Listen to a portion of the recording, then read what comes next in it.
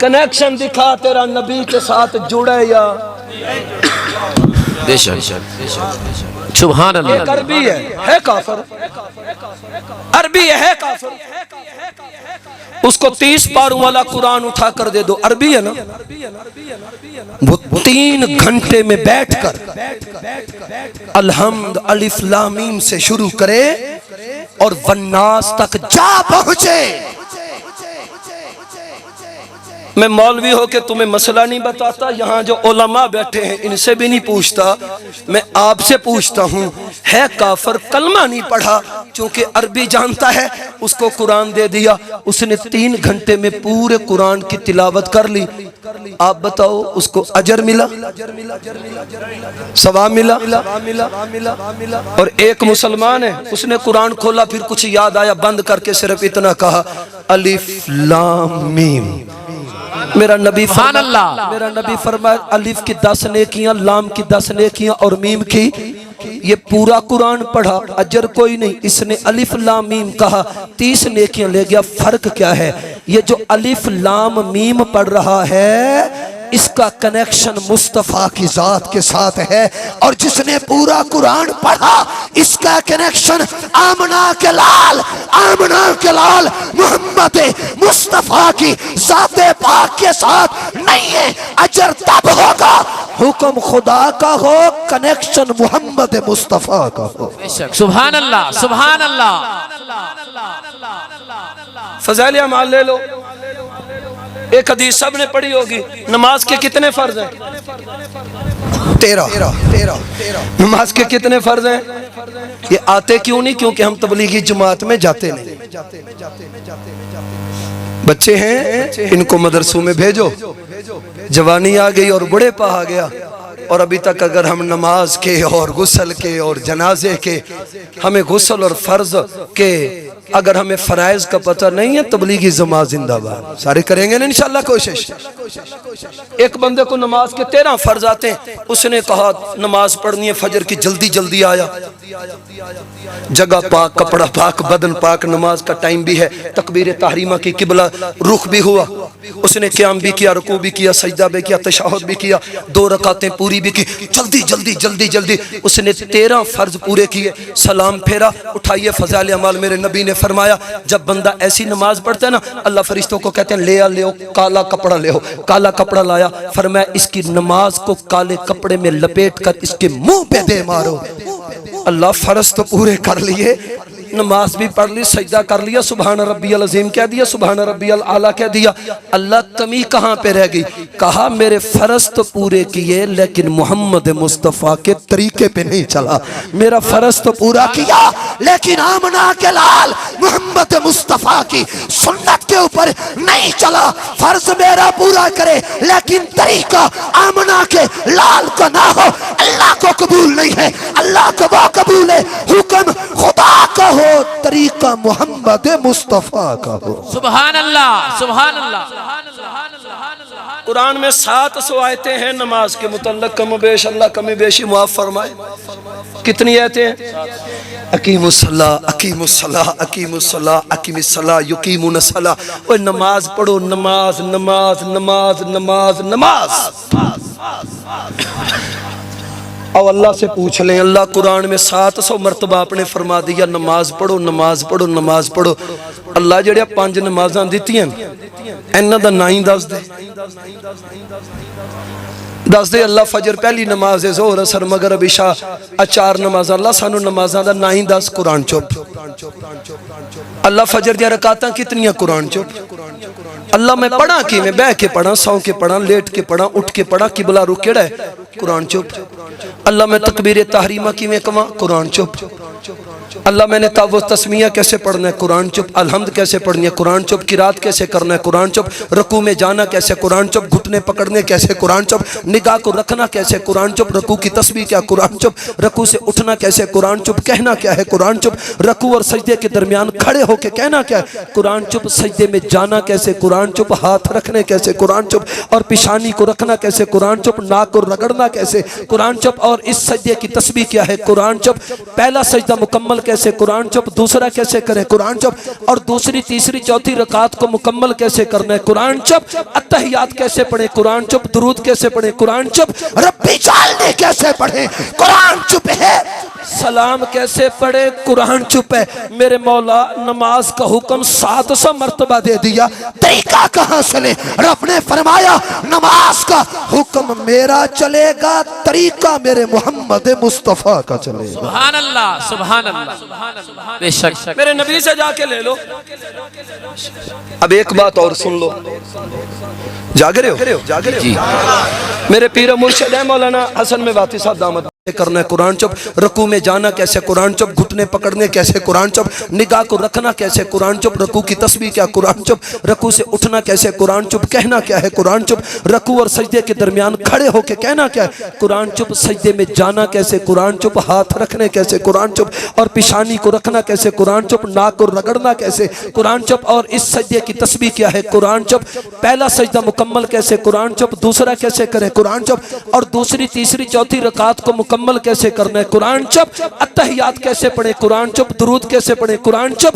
रब्बी जालनी कैसे पढ़े, कुरान चुप है। सलाम कैसे पढ़े, कुरान चुप है। मेरे मौला नमाज का हुक्म 700 मर्तबा दे दिया, तरीका कहां से ले। रब ने फरमाया नमाज का हुक्म मेरा चलेगा, तरीका मेरे मोहम्मद मुस्तफा का चलेगा। सुभान अल्लाह, सुभान अल्लाह। बेशक मेरे नबी से जाके ले लो। अब एक बात और सुन लो, जाग रहे हो, जाग रहे हो। मेरे पीर मुर्शिद है मौलाना हसन मेवाती साहब दामद बरकातुहुल आलिया लाहौर वाले एक जुमला कहा करते हैं कि अमल का दारोमदार मजमे पे नहीं है, जज्बे पे है। शायद किसी और के ज़हन में आ जाए कि मजमा थोड़ा, मुझे काजी साहब कह रहे थे कि मौलाना क्या करे, मजमा थोड़ा है। अल्लाह की कसम, अगर इस रात के पहर में यहाँ पे ऐलान हो और 3 बंदे भी बस्ती के बैठकर आमना के लाल का जिक्र सुने, अल्लाह की कसम हम कामयाब हैं, अल्लाह के यहाँ ये अमल कबूल हो गए। बेशक बेशक सुभान। लेकिन जज्बा होना चाहिए। सुन रहे हैं? मैं मेरे स्टेज वाले भाइयों, आंख नेमत एक और फायदे बहुत ज्यादा ना। आओ अब मेरे नबी का वजूद एक फायदे कितने, एक आंख के कितने फायदे, तो मेरे नबी का वजूद एक वजूद मुस्तफा के फायदे क्या हैं। अब अगर मैं खतीब बनकर टाइम गुजारने पे बैठूं तो मैं यूं कहूंगा नबी न होता ज़मीन न होती, नबी न होता आसमान न होता, नबी न होता सूरज न होता, नबी न होता चांद न होता, नमी न होता, नूरी न होती, नारी न होते ना। अगले दिन मैं एक जगह पर प्रोग्राम पे गया तो उसने कहा नबी न होता तो कोट मिठन न होता, नबी न होता तो राजनपुर न होता, नबी न होता तो जहर पीर न होता, नबी न होता तो तरंडा न होता। अब मैं ये गिनन पे बैठूं तो 17 महीने की तकरीब बन जाएगी। अगर नबी न होता तो क्या होता, शहरों के नाम किसको नहीं आते। आओ मैं अपनी बात नहीं करता, आपकी बात नहीं करता, नेमत एक फायदे कई, मेरे पैगंबर का वजूद एक। मैं मौलवी नहीं बताता, मेरे स्टेज के दोस्तों से ना पूछो, नात खानों से ना पूछो, शहरों से ना पूछो, अदीबों और तबीबों से ना पूछो कि मेरे नबी के वजूद के फायदे क्या हैं। आओ उस अल्लाह के दरवाजे पे जाके पूछते हैं जिसने आमना के लाल को पैदा किया, मेरे रब तू बता वजूद मुस्तफ़ा के फायदे कितने हैं।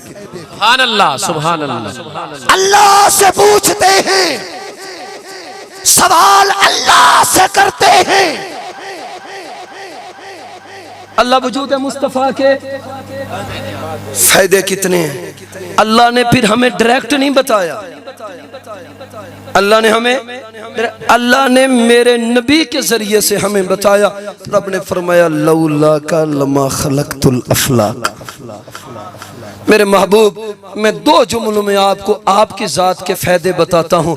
आमना के लाल, ये सारी की सारी कायनात को मैं अल्लाह ने बनाया ही इसलिए है कि इस ज़मीन पर मोहम्मद मुस्तफ़ा ने तशरीफ़ लाना है। लौला का लमा खलक़तुल अफलाक, ये ज़मीन और आसमान का वजूद अच्छा, अल्लाह यूं भी तो कह सकते थे कि मैंने कायनात को इसलिए बनाया कि आमना के लाल ने तशरीफ लाना था। अल्लाह ने अफलाक कहा, यानी आसमान कहा।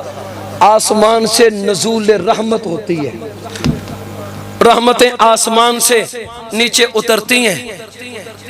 अल्लाह ने आमिना के लाल जनाब मोहम्मद रसूलुल्लाह सल्लल्लाहु अलैहि वसल्लम के वजूद मसऊद के फायदे में बता दिया।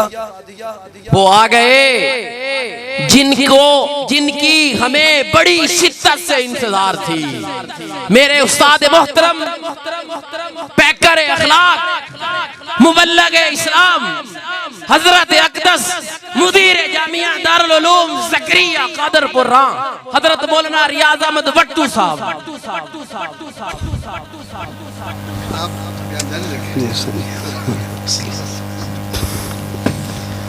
सुभान अल्लाह कह दें भाई। ओ बाबा आखो तो सुभान अल्लाह। सुभान अल्लाह आखन जरूरी होंगे जिवेले मौली साहब तकरीर करे या कोई नात खान नात पढ़े। मैं एक जगह ते बयान पे करे ना, तो मैं जो आके लोगों को सुभान अल्लाह के, एक बंदा आखन लगा मौली साहब तकरीर तुसा करो, फीसा तुसा गिनो सुभान अल्लाह, फीसा तुसा गिनो तो सुभान अल्लाह।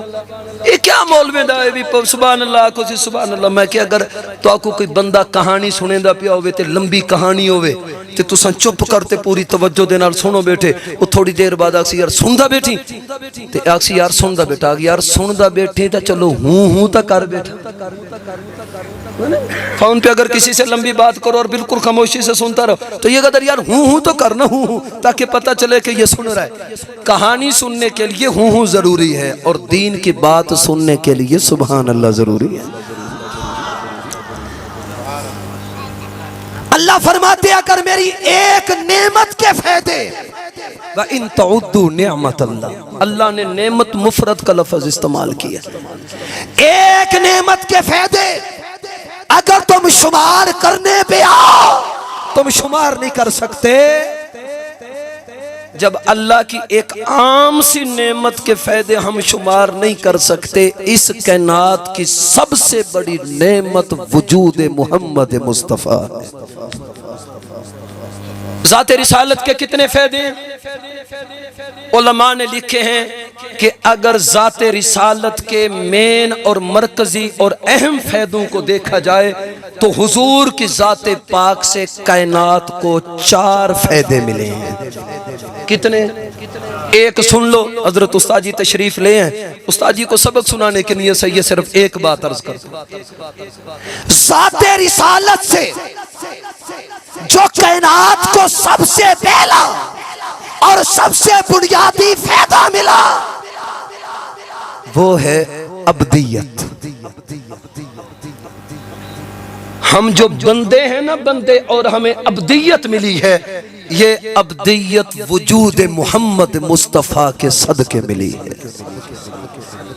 अब्दियत का अगर आसान अल्फाज में माना और मफहूम बयान करें तो अब्दियत का फायदा, अब्दियत का मफहूम यह भी हो सकता है कि जिंदगी गुजारने के उसूल और तरीके अगर आज बशरियत और इंसानियत के पास हैं, जिसको दुनिया का कोई इल्म न दे सका कि तुमने जिंदगी कैसे गुजारनी है, तुम्हारे आने का मकसद क्या है, अल्लाह ने तुम्हें किस मकसद के लिए पैदा किया, तुम्हारी जिंदगी के उसूल क्या होने चाहिए, तुम्हारी जिंदगी के तौर और तरीके कौन से होने चाहिए, तुमने जिंदगी कैसे गुजारनी है, इस दुनिया में रहते हुए तुम जिस शोबे से वाबस्ता हो उस शोबे में रहने के उसूल क्या है, तरीके क्या है, उस शोबे में रहते हुए खालिक को राजी कैसे करना है, अल्लाह को राजी कैसे करना है, अपनी जात को फायदा कैसे पहुंचाना है, अवामुन्नास और अपने मुआशरे के लिए आसानियां कैसे पैदा करनी है, ये सारी की सारी चीजें,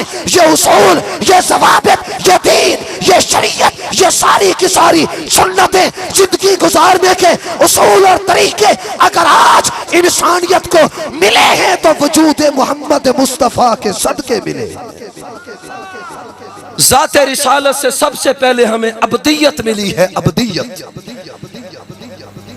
और अब्दियत इतना बड़ा अल्लाह का ताज है, अल्लाह ने मेरे महबूब को अब्दियत वाला वस्फ उस वक़्त भी फरमाया जब आमना के लाल जमीन से आसमान पे पहुंच चुके थे।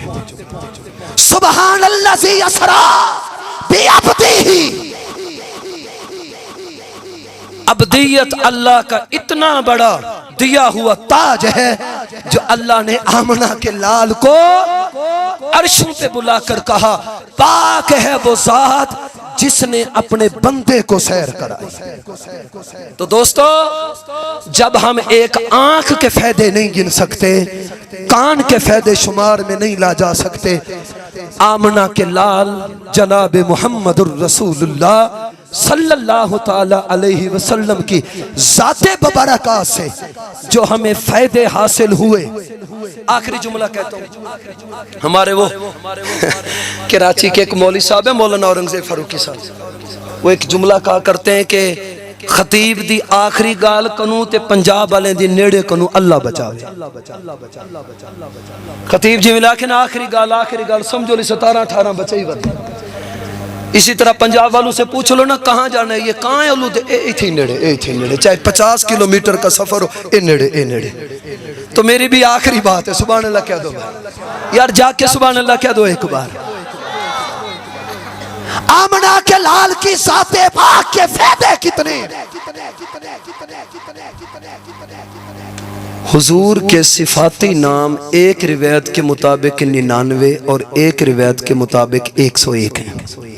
सिफाती नाम, जाती नाम दो है, मोहम्मद और सल्लल्लाहु अलैहि वसल्लम, ये दो जाती नाम है। बाकी याद रखिएगा, जो सिफाती नाम होते हैं उस सिफाती नाम के पीछे एक वसफ, एक तारीख और एक मेहनत और कुछ राज होते हैं, तब जाके सिफाती नाम बनता है। मिसाल के तौर पर आपने एक बच्चे को हजरत मौलाना रियाज साहब को दिया कि मौलाना ये छोटा बच्चा है, आप इसको कुरान याद करा दें।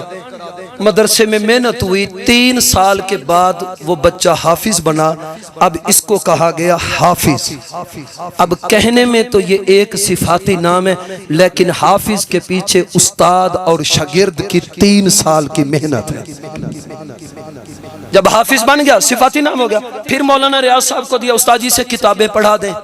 उस्ताद जी ने फिर मेहनत कराई और वो साल अव्वल से लेकर दौरे तक 10 साल उसे किताबें पढ़ाई। अब आप उसे कहते हैं मौलाना। अब ये मौलाना भी इसकी सिफत बन गई, लेकिन मौलाना सिर्फ एक सिफत नहीं खाली, बल्कि मौलाना के पीछे एक 10 साल की उस्ताद और शागिर्द की मेहनत। जब आलिम बन गया फिर उस्ताद जी को दे दिया, उस्ताद जी अब इसको मसले के ऊपर फतवा देने का इल्म दे दें। उस्ताद जी ने फिर उसे पढ़ाया, 2 साल के बाद बना ये मुफ्ती। आपने कहा हाफिज, मौलाना, मुफ्ती। अब ये एक आदमी के 3 सिफाती नाम है। हाफिज के पीछे 3 साल है, आलिम के पीछे 10 साल की मेहनत है, और मुफ्ती के पीछे 3 साल या 2 साल की मेहनत है। जब आपने कहा ये हाफिज भी हैं, आलिम भी हैं, मुफ्ती भी हैं, ये सिर्फ आपने उसके 3 नाम नहीं लिए, बल्कि इन 3 नामों के पीछे उस्ताद और शागिर्द की 16 साल की मेहनत है। जब मैं हाफिज हूं और मेरे पीछे 3 साल की मेहनत है, आमना के लाल के 99 सिफाती नाम है, और आमना के लाल का जो भी वस्फी इस्म मुबारक सिफाती नाम है, हुजूर के हर सिफाती नाम के पीछे आमना के लाल की एक उजली हुई तालीमात है। हर सिफाती नाम के पीछे आमना के लाल की एक शान है, इज्जत मकाम है, तालीमात है, शरीयत है, दीन है, उसूल है। जब मैं मुफ्ती, हाफिज और मौलवी होकर अपने पीछे इतनी लंबी तारीख रखता हूँ और इतने मेहनत रखता हूँ, अल्लाह ने मेरे हुजूर को जो 99 सिफाती नाम दिए, हुजूर के 99 सिफाती अस्माए मुबारका के पीछे भी हुजूर अलैहिस्सलातु वस्सलाम की उजली तालीमात और आका इस्लाम की इज्जत, शान और मकाम मौजूद है। अल्लाह हम सबको समझने की तौफीक नसीब फरमाए। व आखिर दवाना अनिल हम्दुलिल्लाहि रब्बिल आलमीन। सब्सक्राइब कीजिए हमारा YouTube चैनल और दबाएं इस बेल आइकन को, ताकि आपको रेगुलर नोटिफिकेशन अपडेट्स मिलते रहें।